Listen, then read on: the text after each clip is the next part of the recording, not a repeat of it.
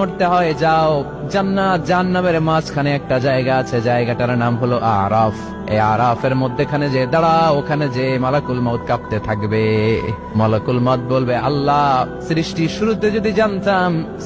শুরুতে যদি জানতাম সবাইকে মৃত্যুদান করার পরে, রূহ কবজ করার পরে আমাকেও মরতে হবে, তাহলে এই কঠিন দায়িত্বের ব্যাপারে আপনার কাছে ক্ষমা চাইতাম। আজকে আমারও যে ভাগ্য বরণ করে নিতে হবে সৃষ্টির শুরুতে, আমি এটা কল্পনাই করতে পারি নাই। আল্লাহ বলবেন, নো টক মুত ইয়া মালাকুল মউত, মরে যা, মরে যাও।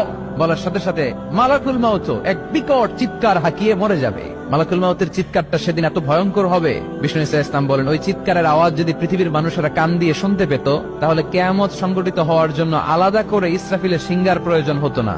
ওই চিৎকারের আওয়াজে প্রতিটা মানুষ কানের পর্দা ফেটে ওই জায়গায় লাশ হয়ে পড়ে যেত। এবার ডানে বায়ে সামনে পেছনে উপরে নিচে কেউ নাই, একজন ছাড়া। জোরে বলতে হবে, তিনি কে?